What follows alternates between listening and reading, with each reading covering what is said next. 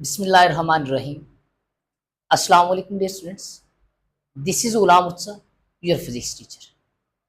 आज बेटा जी हम जो चैप्टर डिस्कस करेंगे वो हमारे पास है वर्क डन का चैप्टर। और उस वर्क डन के चैप्टर के अंदर आज जो हमारा टॉपिक है डिस्कस करने को वो हमारे पास है conservative and non conservative forces.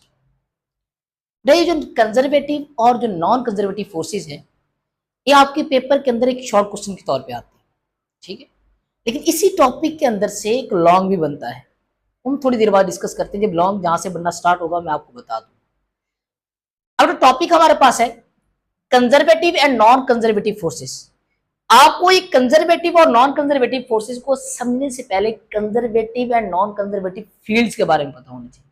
मैं सबसे पहले कंजर्वेटिव फील्ड के बारे में आपको डिस्कस करूंगा और जब ये पूरे का पूरा लॉन्ग खत्म हो जाएगा लास्ट में मैं आपको नॉन कंजर्वेटिव फील्ड के बारे में बता दूंगा। आइए कंजर्वेटिव फील्ड के बारे में पढ़ते हैं। मैंने डेफिनेशन लिखी है। सबसे पहले हम देखते हैं कि कंजर्वेटिव के अंदर हमारे पास वर्ड फील्ड आ रहा है। ये फील्ड का मतलब क्या है? बड़ा जो वर्ड फील्ड है इसका मतलब है रीजन या हम स्पेस कह सकते हैं, ठीक है। और कंजर्वेटिव का वर्ड निकला कंजर्व से, और कंजर्व का मतलब होता है सेम होना या चेंज ना होना। फिर ये कह सकते हैं कंजर्वेटिव फील्ड एक ऐसी फील्ड है जिसके अंदर कुछ ना कुछ ऐसी चीज है जो कि चेंज नहीं होती या सेम रहती। आइए हम वो देखते हैं। अगर हम इसकी प्रॉपर डेफिनेशन देखें तो प्रॉपर डेफिनेशन इसकी ये लिखी हुई है कि the field in which work is independent of path followed known as conservative field. ऐसी फील्ड जिसके अंदर आप किसी बॉडी के ऊपर वर्क डन करें और वो जो वर्क डन है वो आप जिस भी पाथ के ऊपर मूव करके जाए, ए से बी की तरफ जाए, बी से ए की तरफ आए, या ऊपर से नीचे जाए, नीचे से ऊपर जाए, तो हमारे पास उस वर्क डन का जो आंसर आएगा वो सेम आएगा, मतलब चेंज नहीं होगा। मतलब वो जो वर्क डन है वो हमारे पास किसी पाथ के ऊपर डिपेंड नहीं कर रहा। तो जिस फील्ड के अंदर वो वर्क डन हो रहा है वो हमारे पास कंजर्वेटिव फील्ड होगा। यहाँ पे डेफिनेशन तक आप इसे याद रखें। इस चीज को हम यहाँ पे प्रूव करेंगे कि ऐसी फील्ड जिसके अंदर जो वर्क डन है वो हमारे पाथ के ऊपर डिपेंड ना करेगी। जिस मर्जी पाथ से आप जिस मर्जी पाथ को आप फॉलो करके आप वो वर्क डन निकालें, आपका आंसर सेम आएगा। ऐसी फील्ड को हम कहते हैं कंजर्वेटिव फील्ड कहते हैं। अब फिर कंजर्वेटिव फोर्स क्या होगी? कंजर्वेटिव फील्ड की अगर डेफिनेशन वो डेफिनेशन तो हमने कर ली। अगर बेटा आप इसकी एग्जाम्पल देखिए तो इसकी एग्जाम्पल क्या होगी? इसकी एग्जाम्पल के अंदर एक तो हम लिखेंगे ग्रेविटेशनल फील्ड। ये जो ग्रेविटेशनल फील्ड है वो भी हमारे पास एक नॉन कंजर्वेटिव फील्ड है क्योंकि ये भी हमारे पाथ के ऊपर डिपेंड नहीं करती। और इसी तरह हमारे पास एक और फील्ड आएगी, वो एक इलास्टिक फील्ड आएगी, एक इलेक्ट्रिक फील्ड आएगी। बेटा ये आप खुद लिख लीजिएगा, मैं यहाँ पे बोल रहा हूँ तो आप खुद राइट कर लीजिएगा। एक इलास्टिक फील्ड आती है इसकी एग्जाम्पल के अंदर और एक ग्रेविटेशन फील्ड आती है। और नेक्स्ट हमारा साथ है कंजर्वेटिव फोर्स। कंजर्वेटिव फील्ड और कंजर्वेटिव फोर्स की डेफिनेशन ऑलमोस्ट वर्डिंग के लिहाज से सेम है, बस फर्क यहाँ पे एक वर्ड का आता है। आइए पहले हम वो देखते हैं कि the field in which work done by the force, ऐसी फील्ड जिसके अंदर जो वर्क डन हो वो जिस फोर्स से वर्क डन हो रहा होगा वो फोर्स जो है अगर वो इंडिपेंडेंट हो पाथ फॉलोड के तो उस फोर्स को हम कहेंगे कंजर्वेटिव फोर्स। कंजर्वेटिव फील्ड ऐसी फील्ड थी जिसके अंदर हम वर्क डन करें और वो जो वर्क डन है वो हमारे पास इंडिपेंडेंट हो पाथ के, और अगर वो हमारे वर्क डन हमारे पास जिस फोर्स से किया जा रहा है अगर वो फोर्स भी हमारे पास पाथ के ऊपर डिपेंड ना करे तो उस फोर्स को भी हम कहेंगे कंजर्वेटिव फोर्स कहेंगे। तो यहाँ पे इसकी जो एग्जांपल आएगी वो एग्जांपल सिंपल हमारे पास आएगी कि एग्जांपल के अंदर हम लिखेंगे यहाँ पे एक ग्रेविटेशनल फील्ड थी तो यहाँ पे जो फोर्स लगेगी उस फोर्स को हम कहेंगे ग्रेविटेशनल फोर्स। क्या कहेंगे हम? ग्रेविटेशनल फोर्स कहेंगे इसकी एग्जांपल में। और मैंने आपको साथ बताया था कि यहाँ पे इलेक्ट्रिक फील्ड आता है तो यहाँ पे इलेक्ट्रिक फोर्स आ जाएगी, और यहाँ पे इलास्टिक फील्ड आता है तो यहाँ पे इलास्टिक फोर्स आ जाएगी। ये बेटा हमारे पास ग्रेविटेशन कंजर्वेटिव फील्ड और हमारे पास कंजर्वेटिव फोर्स की डेफिनेशन। तो बेटा अब यहां से ये तो था आपके पेपर के लिहाज से शॉर्ट क्वेश्चन। अब आता है हमारे पास पेपर के लिहाज से लॉन्ग क्वेश्चन। पेपर के लिहाज से लॉन्ग क्वेश्चन ये आता है कि प्रूव दैट, आपने क्या प्रूव करना है कि work done by the gravitational field is independent of path. अगर मैं यहां पे लिखूं तो यहां पे आप बल्कि नोट डाउन भी कर ले कि प्रूव दैट, आपने क्या प्रूव करना है? Work done by gravitational field, gravitational field, वो वर्क डन जो ग्रेविटेशनल फील्ड के थ्रू होता है वो इंडिपेंडेंट होता है। किस चीज के इंडिपेंडेंट होता है? पाथ के, इंडिपेंडेंट ऑफ पाथ फॉलोड। हमें ये प्रूव करना है कि क्या वाकई हमारे पास ग्रेविटेशनल फील्ड के थ्रू वर्क डन, जो ग्रेविटेशनल फील्ड या ग्रेविटेशनल फोर्स के जरिए जो वर्क डन हो रहा है, क्या वो वाकई इंडिपेंडेंट है पाथ की। तो या तो हमारे पास क्वेश्चन इस टाइप का आएगा या इस तरह आ जाएगा कि work done by gravitational field आप फाइंड करें। तो बेटा आपने सबसे पहले जो राइट करना है वो आपने ग्रेविटेशनल फील्ड के बारे में राइट करना है। मैंने आपको फील्ड के बारे में अभी पीछे बताया कि फील्ड कहते हैं रीजन को, और ग्रेविटेशनल फील्ड क्या होगी? ग्रेविटेशनल फील्ड का रीजन। अब यहां पे इसकी अगर बेटा आप इसकी डेफिनेशन देखें तो डेफिनेशन में सिंपली ये बताएगा कि द स्पेस और region around the earth in which gravitational force act on a body. कोई भी अर्थ है, उस अर्थ के गिर्द वो रीजन या वो स्पेस जिसके अंदर हमारे पास बॉडी के ऊपर ग्रेविटेशनल फोर्स एक्ट कर रही हो, ग्रेविटेशनल फोर्स लग रही हो, उस रीजन को, उस इलाके को, उस स्पेस को हम कहेंगे ग्रेविटेशनल फील्ड कहेंगे। जैसा कि आपका घर है, आपके घर के अक्रॉस हमारे पास क्या होगी? एक बाउंड्री होगी। वो बाउंड्री जो है वो हमारे पास फील्ड होगी, लेकिन वो किसकी फील्ड होगी? वो आपकी अपनी फील्ड होगी। उस फील्ड के अंदर अगर आप चाहो तो किसी को आने दो, ना चाहो तो ना आने दो। लेकिन हमारे पास जो ग्रेविटेशनल फील्ड है वो हमारे पास अर्थ के गिर्द एक रीजन होता है। उस रीजन के अंदर जो भी बॉडी आती है उसके ऊपर एक फोर्स लगती है। तो उस स्पेस को, उस रीजन को, उस इलाके को हम ग्रेविटेशनल फील्ड कहेंगे। अब देखते हैं कि हमारे पास इस ग्रेविटेशनल फील्ड के अंदर जब हमारे पास वर्क डन होता है, क्या वो हमारे पास कंजर्वेटिव, मतलब वो इस फील्ड के अंदर जो वर्क डन होता है वो इंडिपेंडेंट पाथ के ऊपर होता है या नहीं होता। इस चीज को हमने प्रूव करना है। उसके लिए आपने दो साइन कन्वेंशन याद रखनी है। बेटा पहली साइन कन्वेंशन ये तो बेटा कि एक बॉडी है और उस बॉडी को मैं यहां से ऊपर से नीचे की तरफ फॉल करता हूं। जैसे मैं फॉल करूंगा तो ये जो ऑब्जेक्ट है ये हमारे पास आएगा डाउनवर्ड। अगर ये डाउनवर्ड आएगा तो इसकी जो डिस्प्लेसमेंट कवर होगी वो भी किस तरफ होगी? डाउनवर्ड कवर होगी। और उसके नतीजे में यहां पे इस बॉडी के ऊपर जो ग्रेविटेशनल फोर्स लगेगी वो भी किस तरफ लगेगी? डाउनवर्ड। तो इस ग्रेविटेशनल फोर्स की वजह से जो वर्क डन होगा उस बॉडी के ऊपर, वो वर्क डन हमारे पास होगा पॉजिटिव, क्योंकि इस केस के अंदर डिस्प्लेसमेंट और ग्रेविटेशनल फोर्स दोनों सेम डायरेक्शन में, दोनों पैरेलल है। तो यहां पे जो वर्क डन होगा, work done by gravitational force, उसका आंसर हमारे पास आएगा पॉजिटिव वर्क डन आएगा। ठीक है। अब मैंने लिखा हुआ है कि if the displacement in the direction of gravitational force, अगर displacement in the direction of gravitational force हो then work done will be positive. अगर हमारे पास एक बॉडी है और उस बॉडी को आप अपवर्ड ऊपर की तरफ फेंकते हैं, अगर आप उस बॉडी को अपवर्ड ऊपर की तरफ फेंकेंगे तो वो जो बॉडी है वो तो जा तो रही है ऊपर की तरफ, लेकिन वहां पे जो ग्रेविटेशनल फोर्स उस बॉडी के ऊपर लगेगी वो तो डाउनवर्ड लगेगी। अब इस ग्रेविटेशनल फोर्स की वजह से उस बॉडी के ऊपर जो वर्क डन आएगा वो हमारे पास पॉजिटिव होगा या नेगेटिव होगा। अगर देखा जाए तो ये दोनों जो हमारे पास वैल्यूज हैं, मीन डिस्प्लेसमेंट और ग्रेविटेशनल फोर्स, दोनों आपस में ऑपोजिट डायरेक्शन के अंदर है। अगर ये दोनों आपस में ऑपोजिट डायरेक्शन के अंदर है तो यहाँ पे उसके ऊपर जो लगने वाला जो वर्क डन है वो हमारे पास होगा नेगेटिव वर्क डन। ठीक है।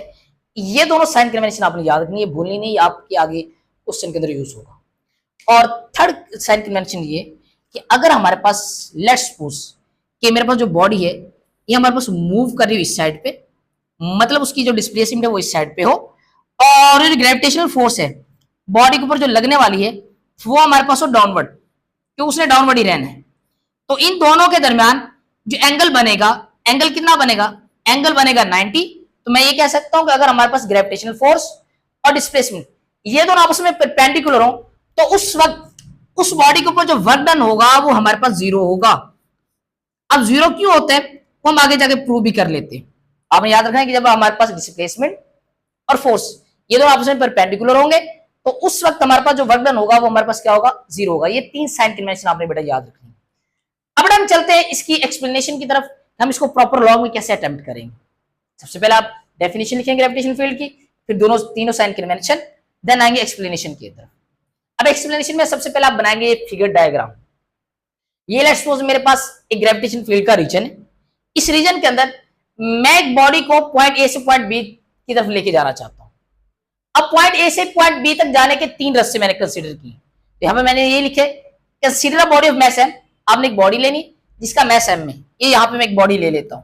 लेट्स सपोज यहां पे मैं एक बॉडी m कंसीडर कर लेता हूं और ये बॉडी m है इस बॉडी एम को मैं इस पॉइंट ए से पॉइंट बी तक लेके जाना चाहता हूं, तो इसकी तीन पॉसिबिलिटी है। या तो आप इस पाथ वन को फॉलो करके जाएं, और पाथ वन को फॉलो करके आप ए से डी की तरफ जाएं और डी से बी की तरफ जाएं। दूसरा हमारे पास पाथ ये कि आप इस बॉडी को पहले पॉइंट ए से सी की तरफ जाएं, फिर सी से मूव करवा के लेके जाएं बी की तरफ। तो ये वाला जो पाथ होगा ये होगा पाथ टू। इस तरह भी आप जा सकते हैं। तीसरा हमारे पास कंडीशन ये हो सकती है कि आप इस बॉडी को पाथ थ्री के अक्रॉस मूव करवाते हुए पॉइंट ए से पॉइंट बी की तरफ मूव करवा दें, तो ये भी पाथ हो सकता है। लेकिन ये जो आपने सारा काम करना है वो सारा आपने ग्रेविटेशनल फील्ड के अंदर करना है, और ये जो भी आपने वर्क डन फाइंड करना है वो आपने ग्रेविटेशन वो आपने वर्क डन जो फाइंड करना है वो अपनी ग्रेविटेशनल फोर्स के थ्रू वर्क डन फाइंड करना है। ये आपने बात याद रखनी है। अब यहाँ पे बेटा मैंने एक एक्सप्लेनेशन में आपने सिंपली ये मेंशन करना है, consider a body of a mass m, एक बॉडी है जिसका मास m है, it displace from point A to B. आप इसको डिस्प्लेस करना है पॉइंट ए से पॉइंट बी की तरफ, और आप डिफरेंट पाथ के थ्रू डिस्प्लेस करना है। आप पहले पाथ वन के क्रॉस डिस्प्लेस कर लें, फिर पाथ टू के क्रॉस कर लें, फिर पाथ थ्री के क्रॉस डिस्प्लेस कर लें। और यहाँ पे इसके ऊपर जो वर्क डन होगा वो किस वजह से होगा? ग्रेविटेशनल फोर्स की वजह से होगा, क्योंकि उस बॉडी के ऊपर लगने वाली जो एक्ट होने वाली जो फोर्स होगी वो कौन सी होगी? ग्रेविटेशनल फोर्स होगी। आइए हम इस चीज को मैथमेटिकल डेरिवेशन में प्रूव करते हैं। तो आइए हम सबसे पहले मैथमेटिकल डेरिवेशन में हम क्या करेंगे? हम सबसे पहले वर्क डन फाइंड करेंगे पाथ वन के अक्रॉस, फिर वर्क डन फाइंड करेंगे पाथ टू के अक्रॉस, फिर वर्क डन फाइंड करेंगे पाथ थ्री के अक्रॉस। अगर हमारे पास इन तीनों के अक्रॉस वर्क डन हमारे पास सेम आ जाए, फील्ड है ये हमारे पास कंजर्वेटिव फील्ड है, और इसके ऊपर जो फोर्स लग रही है वो भी हमारे पास कंजर्वेटिव फोर्स है। चलिए हम स्टार्ट करते हैं। बेटा सबसे पहले हम इस बॉडी को मूव करवाएंगे इस पाथ वन के अक्रॉस। अब पाथ वन के अक्रॉस देखा जाए तो पाथ वन मेरे पास क्या है? पाथ वन मेरे पास है, सबसे पहले बॉडी को आप ए से डी की तरफ लेके जाएंगे, फिर आप इसको किससे मूव कराएंगे? डी से लेके बी की तरफ। अब यहाँ पे हम सबसे पहले ये जो बॉडी पाथ ए से डी और डी से बी की तरफ मूव करेगी, मतलब पाथ वन, इसके अक्रॉस वर्क डन फाइंड करते हैं। तो मैंने लिखा हुआ है कि work done along a path one. Path one क्या है? ए डी बी, तो ए डी बी। अब वर्क डन जो ए डी बी होगा उसे मैं लिखूंगा डब्ल्यू ए डी बी, और ये डब्ल्यू ए डी बी है इसको दो पार्ट में डिवाइड कर लें कि ए से लेके डी तक और डी से लेके बी तक। तो यहाँ पे मैं लिख देता हूं कि जो हमारे पास पाथ वन है उसको मैंने दो पार्ट्स में डिवाइड किए, एक पाथ एडी, तो वर्क डन जो हमारे पास एडी के अक्रॉस होगा उसको मैं वर्क डन एडी क्या देता हूं, और जो हमारे पास work done along B D D B होगा उसको मैं क्या देता हूं? Work done W D B. अब आपने यहां पे देखना ये कि वर्क डन का आपके पास जो फार्मूला होता है वो क्या होता है? वर्क डन का फार्मूला आपको पता है एफ डॉट डी, सॉरी यहाँ पे डी आएगा स्मॉल, एफ डॉट डी, और यहां पर भी क्या आएगा? F dot D. इन दोनों का जब मैं सॉल्व करूंगा तो ये आएगा एफ डी कॉस थीटा, ये बनेगा F D cos theta, plus ये भी बनेगा एफ डी कॉस थीटा। और स्टार्टिंग में मैंने अभी आपको थोड़ी देर पहले बताया कि हमारे पास इस केस के अंदर हमारे पास हम जो वर्क डन देखेंगे वो हम देखेंगे ग्रेविटेशनल फोर्स की वजह से। इसका मतलब है कि इस बॉडी के ऊपर जो फोर्स लग रही होगी वो कौन सी फोर्स लग रही होगी? Gravitational force. और जो ग्रेविटेशनल फोर्स है वो बराबर है डब्ल्यू की, और डब्ल्यू किसके बराबर है? mg की। तो आपने इस केस के अंदर जहां जहां पे फोर्स आएगी वहां पे आपने mg पुट करते जाना है। तो यहाँ पे मैं क्या पुट करूंगा? mg, और यहाँ पर भी मैं क्या पुट कर दूंगा? mg। अब यहाँ पे देखा जाए तो मेरे पास जो पाथ है डब्ल्यू ए डी, ये हमारे पास लेट्स सपोज बॉडी है वो इस पॉइंट ए से कहां से मूव करेगी? तो पॉइंट ए से डी तक। यहाँ पे बॉडी जो डिस्प्लेसमेंट कवर करेगी, कौन सा डिस्प्लेसमेंट? ए से लेके डी तक। उस डिस्प्लेसमेंट को हम नाम देंगे ए डी का। क्या नाम देंगे हम? ए डी का। बॉडी ने इस पॉइंट से इस पॉइंट तक मूव करके जाना है, तो वो हमारे पास जो डिस्प्लेसमेंट होगा उसको हम नाम देंगे ए इंटू डी। और अब यहाँ पे एक और चीज का आपने अच्छी तरह ध्यान रखना है कि यहाँ पे बॉडी अगर देखी जाए तो बॉडी का जो डिस्प्लेसमेंट है उसकी डायरेक्शन इस साइड पे है, लेकिन बॉडी के ऊपर जो लगने वाली जो ग्रेविटेशनल फोर्स है वो डाउनवर्ड लग रही है। इन दोनों के दरमियान यहाँ पे जो एंगल बन रहा है वो एंगल कितना बन रहा है? यहाँ पे मैं ऊपर बना देता हूं इस चीज को। यहाँ पे जो डिस्प्लेसमेंट है बेटा वो इस साइड पे जा रहा है, और जो ग्रेविटेशनल फोर्स है वो किस तरफ लग रही है? डाउनवर्ड। तो इन दोनों के दरमियान एंगल कितना बन रहा है? इन दोनों के दरमियान जो एंगल बन रहा है वो बन रहा है 90 डिग्री। तो यहाँ पे मैं क्या लिखूंगा? यहाँ पे मैं लिखूंगा cos 90। यहाँ पे मैं लिख देता हूँ cos 90, और दरमियान में यहाँ पे क्या है? यहाँ पे दरमियान में प्लस था, तो यहाँ पे मैं प्लस लिख देता हूँ। और आपको बेटा पता है कि यहाँ पे एफ जो है किसके बराबर होता है? mg की। अब लेट्स सपोज बॉडी जो है वो हमारे पास यहाँ पे पहुंच गई। इस सब बॉडी को मैं इस डी से बी तक लेके जाना चाहूंगा। जब मैं बॉडी को डी से बी तक उठाऊंगा तो जो इसको ऊपर मैं वर्क डन करूंगा वो वर्क डन होगा डी बी। तो डी बी हमारे पास जो होगा वो एफ डी कॉस थीटा होगा।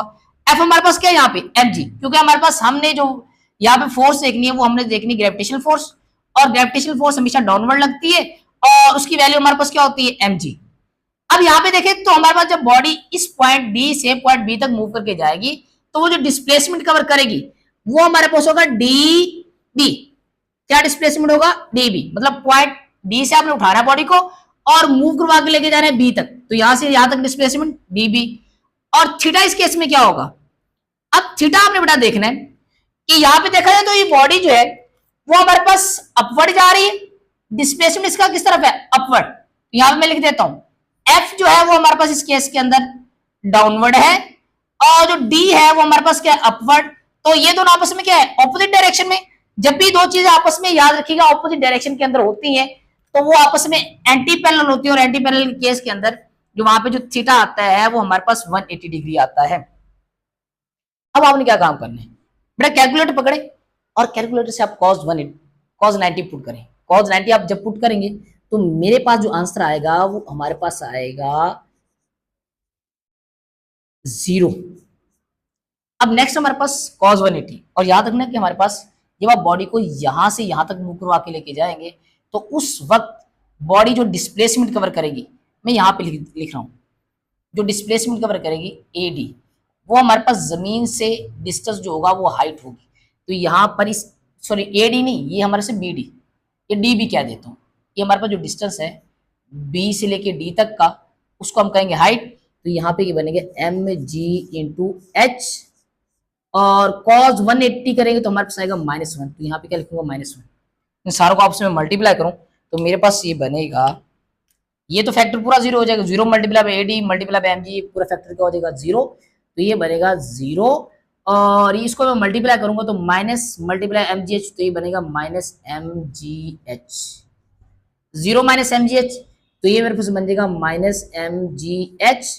और वर्क डन जो आएगा टोटल इस पाथ के क्रॉस ए डी बी के क्रॉस वो मेरे पास आएगा -mgh। ये मेरे पास बेटा अभी हमने जो फर्स्ट पाथ था ए डी बी इसका वर्क डन फाइंड किया था। आइए हम इस ऑब्जेक्ट को अब हम पाथ 2 है इस पाथ 2 का क्रॉस मूव करवाते हैं, देखते हैं इस पाथ का क्रॉस मूव करने से ग्रेविटेशनल फोर्स की वजह से जो वहां पे वर्क डन होगा उसका आंसर क्या आता है। अब सबसे पहले हमने क्या काम करना है, सबसे पहले हमने इस बॉडी को इस ए से सी तक मूव करवाना है, फिर सी से डी तक मूव करवाना है। याद रखना है कि ए से सी तक जब मूव करवाएंगे तो ये वर्टिकल पाथ बनेगा, जब सी से डी तक मूव करवाएंगे तो ये हॉरिजॉन्टल पाथ बनेगा। तो मैंने यहाँ पे लिखा हुआ है कि वर्क डन अलोंग पाथ 2 का क्रॉस आपने वर्क डन करना है।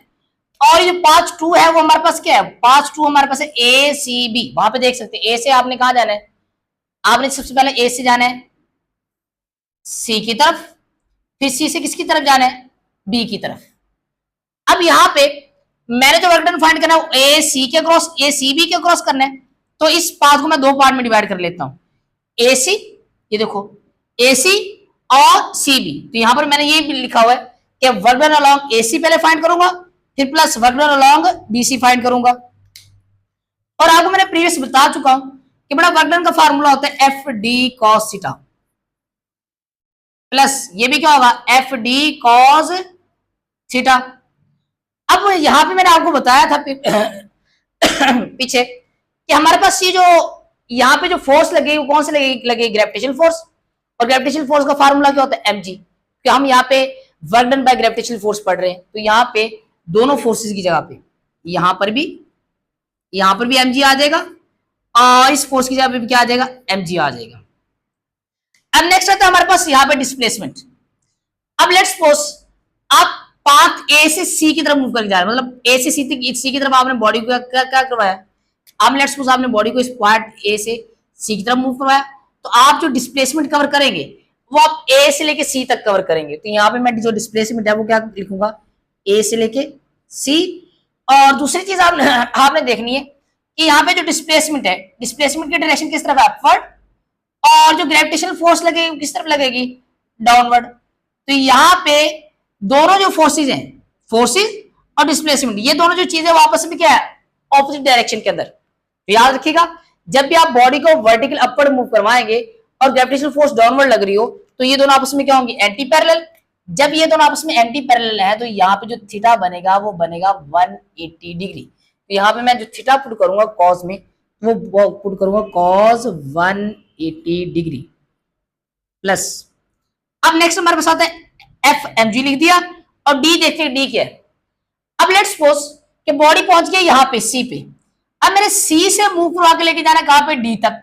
जब मैं सी से डी तक मूव करवा के लेके जाऊंगा, तो इस पाथ के अक्रॉस जो वो डिस्प्लेसमेंट कवर करेगी वो हमारे पास ए से सॉरी सी से बी तक कवर करेगी। तो यहाँ पे मैं डिस्प्लेसमेंट क्या लिखूंगा, डिस्प्लेसमेंट लिखूंगा ए सी ए, नहीं सी से बी, तो ये बनेगा सी बी बन जाएगा।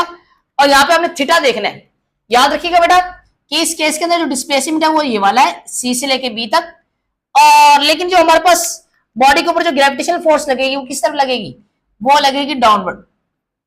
ग्रेविटेशनल फोर्स डाउनवर्ड, डिस्प्लेसमेंट इस तरफ। तो इन दोनों के दरमियान एंगल कितना बन रहा है, इन दोनों के दरमियान एंगल बन रहा है, यहाँ पे मैं लिख देता हूं कि थीटा इधर बनेगा वो हमारे बनेगा 90 डिग्री। आपने याद रखना कि जब भी हमारे कोई बॉडी हॉरिजेंटल डायरेक्शन में मूव करेगी तो ग्रेविटेशनल फोर्स हमेशा डाउनवर्ड लगेगी, डिस्प्लेसमेंट इस साइड पे। तो ये फोर्स और डिस्प्लेसमेंट ये दोनों आपस में परपेंडिकुलर है। जब ये परपेंडिकुलर है तो इनके दरमियान एंगल कितना बनेगा, 90 बनेगा। ये आपने बात नहीं भूलनी कि हॉरिजेंटल डायरेक्शन में जब भी आप मूव करेंगे तो वहां पे फोर्स और डिस्प्लेसमेंट के दरमियान जो एंगल बनेगा वो 90 बनेगा। तो यहाँ पे हमने क्या पुट करेंगे, यहाँ पे हम पुट करेंगे कॉस 90 पुट कर देते हैं। तो चले देखते हैं कॉस 90 पुट करने से आंसर क्या आता है, कॉस 90। अब बेटा आपको मैंने प्रीवियस समझाया है कि कॉस 180 क्या होता है, -1 और AC।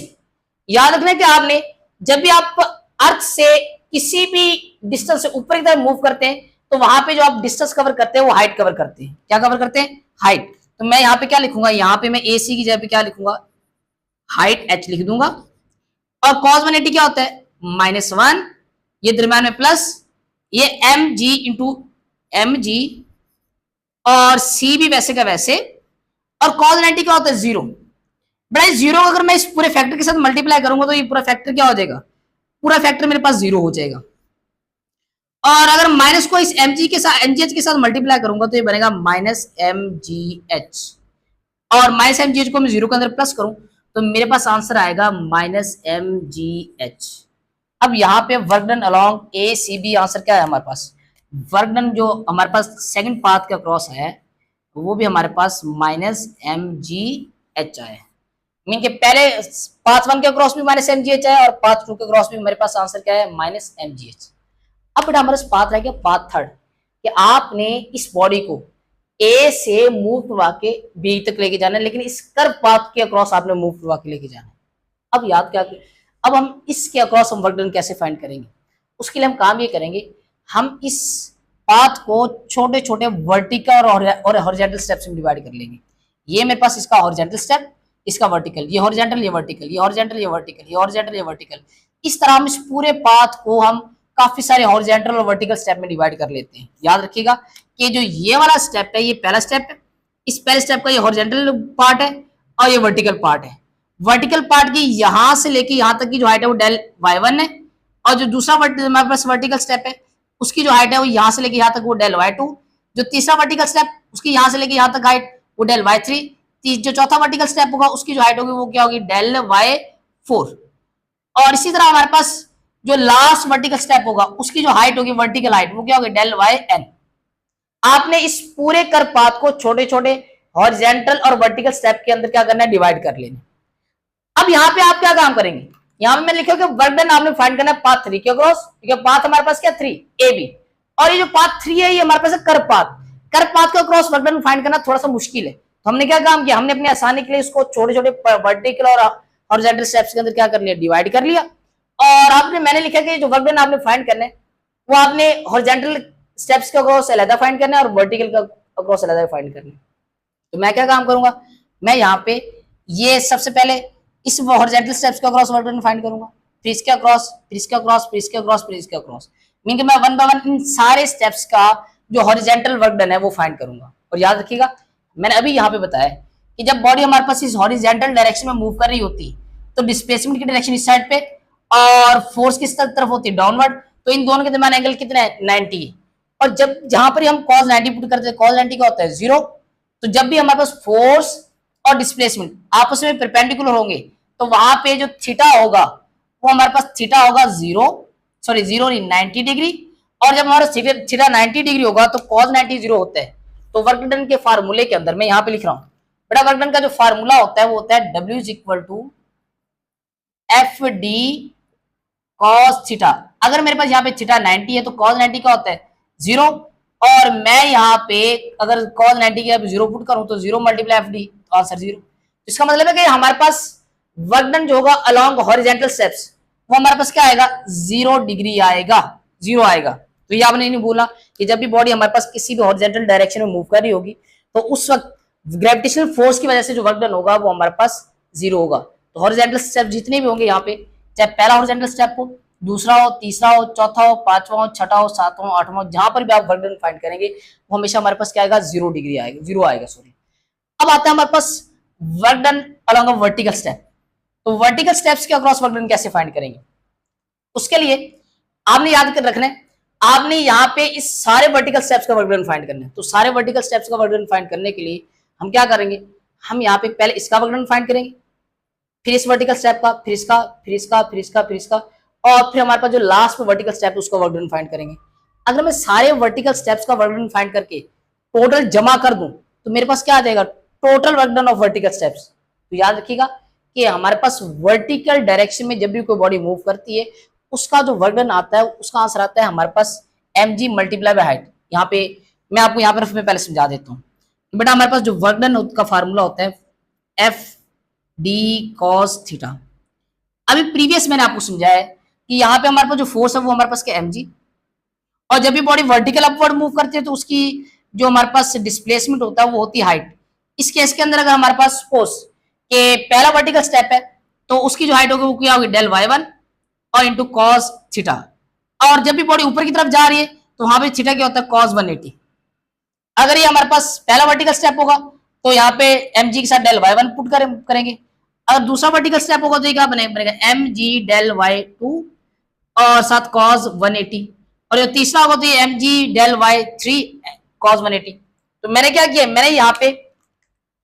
मैंने ये वर्क डन का फार्मूला लिखा है। कौन सा वर्क डन का फार्मूला है, पहला स्टेप, पहला वर्टिकल जो स्टेप है वो हमारे पास क्या है, ये वाला। जब मैं बॉडी को इस वर्टिकल स्टेप के क्रॉस मूव करूंगा इस पॉइंट से इस पॉइंट तक, तो यहाँ पे जो फोर्स लगेगी वो क्या लगेगी, mg।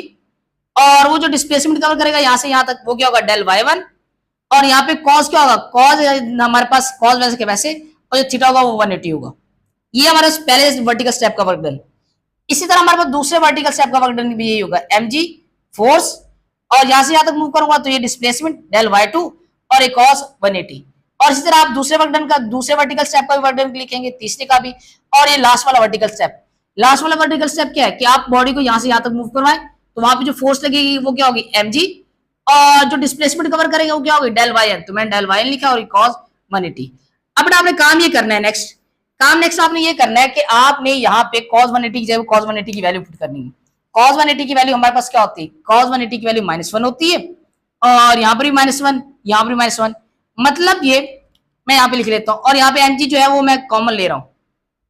अगले स्टेप में सारा कुछ करता हूँ। ये mg वैसे के वैसे, ये डेल y1 भी वैसे के वैसे, और cos 180 क्या होता है, -1, तो ये -1 मैं यहाँ पे लिख लेता हूँ, प्लस ये mg और डेल y2 भी वैसे वैसे बेटा, और cos 180 क्या होता है, -1, प्लस, और ये अप टू सोन कहां तक चलता जाएगा, ये चलता जाएगा यहाँ पे mg डेल yn भी वैसे के वैसे, और यहाँ पे cos 180 क्या होता है, -1 होते हैं। अब बेटा आपने यहाँ पे देखना है कि इस फैक्टर के अंदर भी mg और -1 कॉमन आ रहा है, मतलब यहाँ पर भी mg और -1 है, यहाँ पर भी mg और -1, और यहाँ पर भी mg -1 है। इन सारों के अंदर से आप -mg और -1 कॉमन ले लें। मैं -1 भी कॉमन ले लेता हूँ और mg भी। पीछे क्या रह जाएगा, पीछे इस फैक्टर में यहाँ पे डेल y1 रह जाएगा, और यहाँ पे डेल y2, और आगे चलता जाएगा कहां तक, डेल yn तक। अब बेटा याद रखना है आपने, ये पहले स्टेप की वर्टिकल हाइट, दूसरे की, तीसरे की, चौथे की, पांचवें की, छठे की, सातवें की। अगर आप ये छोटी छोटी वर्टिकल हाइट्स को जमा करते जाए तो क्या मेरे पास ये पूरी वर्टिकल हाइट नहीं आ जाएगी इस पॉइंट ए से पॉइंट बी तक की, मतलब यहां से यहां तक की हाइट। तो याद रखना कि हमारे पास ये जो फैक्टर है del Y one plus del Y two plus del Y N, अगर आप इन सारी छोटी छोटी वर्टिकल हाइट्स को जमा करेंगे तो मेरे पास यहाँ पे जो टोटल हाइट बनेगी वो बनेगी एच। क्या बनेगी? एच बनेगी। अब आपने यहाँ पे क्या करना है, आपने इस फैक्टर की जगह पे रिप्लेस क्या कर देना है, एच कर देना है। वैसे रिप्लेस करेंगे तो ये क्या बनेगा, ये मेरे पास बनेगा माइनस एम जी और एच, और ये हमारे साथ आ जाएगा work done along vertical steps.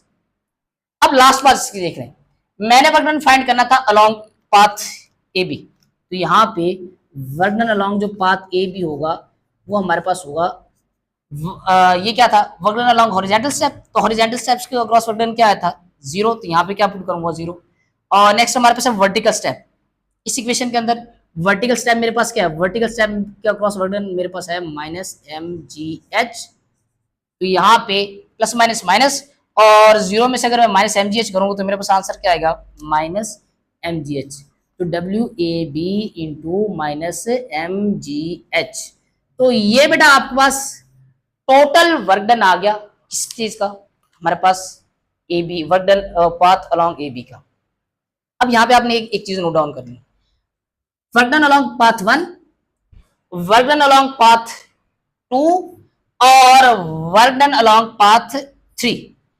अगर आप इन तीनों के अक्रॉस देखें वर्क डन, क्या तीनों के अक्रॉस वर्क डन की वैल्यू जो है वो हमारे पास सेम नहीं आ रही?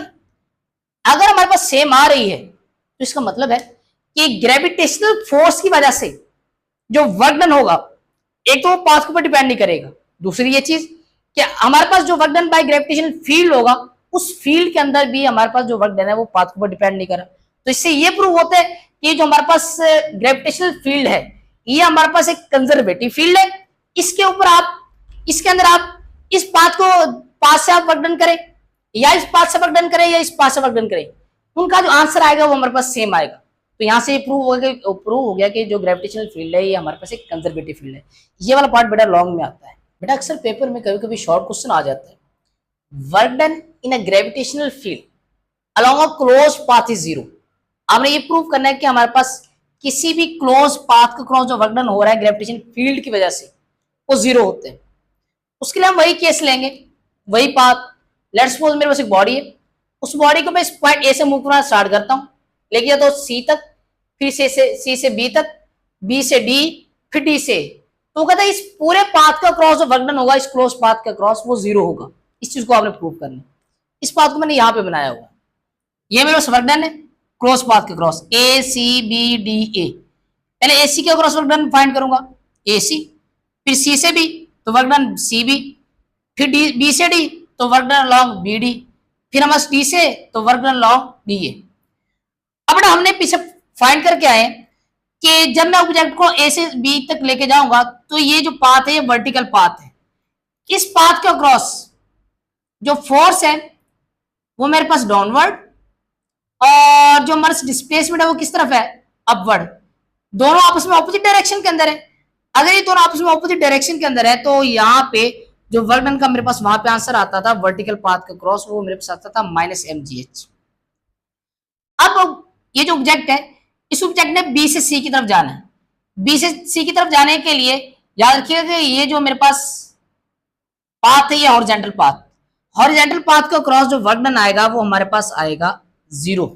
तो यहाँ पे जो फोर्स होती है वो क्या होती है, डाउनवर्ड, और डिस्प्लेसमेंट इस साइड पे, इनके दरमियान एंगल कितना होता है 90, तो cos 90 क्या होता है 0।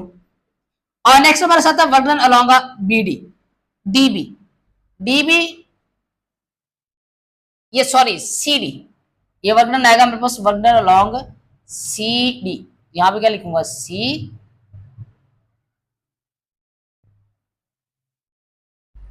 ये मैंने गलती से नाम दिया, ये हमारे पास आता है सी आता है और यहाँ आता है बी, तो वर्क डन अलोंग बी से लेके डी, बी से लेके डी। अब यहाँ पे आपने देखना ये कि बॉडी जो बेटा आ रही है हमारे पास डाउनवर्ड, एफ डाउनवर्ड है, और डी भी यहाँ पे हमारे पास क्या है डाउनवर्ड। जब ये दोनों डाउनवर्ड है तो ये दोनों पैरेलल है, अगर ये पैरेलल है तो यहाँ पे जो थीटा होगा वो क्या होगा 0 डिग्री, और cos 0 पुट करेंगे तो आंसर 1 आएगा। तो यहाँ पे आंसर क्या आएगा, mgh, और मल्टीप्लाई 1 और 1 को मैं इसके साथ मल्टीप्लाई करूंगा तो ये हमारा mgh ही रहेगा।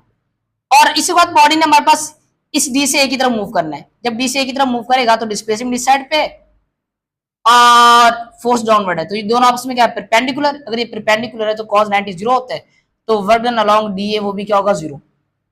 अब यहाँ पे अगर मैं इन सारों को सम करूं तो 0 + 0 0 होता है, ए एम जी नेगेटिव है, ये पॉजिटिव है, तो ये दोनों आपस में क्या हो जाएंगे, कैंसल आउट। तो टोटल वर्क डन क्या आएगा मेरे पास, 0। अब बेटा यहाँ पे आपने देखना ये कि आपके पास जो टोटल वर्क डन आया है, ये जो अलोंग क्लोज पाथ, ये 0 आया, और ये किसके अंदर आया, ग्रेविटेशन फील्ड के अंदर। तो अब ये भी एक डेफिनेशन बना सकते हो कंजर्वेटिव फील्ड की, कि the field in which work done along a close path is 0, तो that field is known as conservative field. तो ये हमने ये जो बात है ये हमने यहाँ पे प्रूव भी कर दी। और ये बेटा हमारे पास नॉन कंजर्वेटिव फोर्स की डेफिनेशन है। नॉन कंजर्वेटिव फोर्स कौन सी फोर्स होती है, अब force is a non conservative force. एक फोर्स को हम नॉन कंजर्वेटिव फोर्स कहेंगे, कब कहेंगे, if the work done by उस फोर्स की वजह से जो वर्क डन हो in a moving an object between 2 points. वो कहते हैं कि अगर हम एक ऑब्जेक्ट को एक पॉइंट से दूसरे पॉइंट तक मूव करवा के लेके जाए, तो उस वक्त जो वर्क डन हो रहा होता है उस फोर्स की वजह से, अगर वो हमारे पास डिपेंड कर रहा हो पाथ के ऊपर, तो उस फोर्स को हम कहेंगे कंजर्वेटिव फोर्स कहेंगे।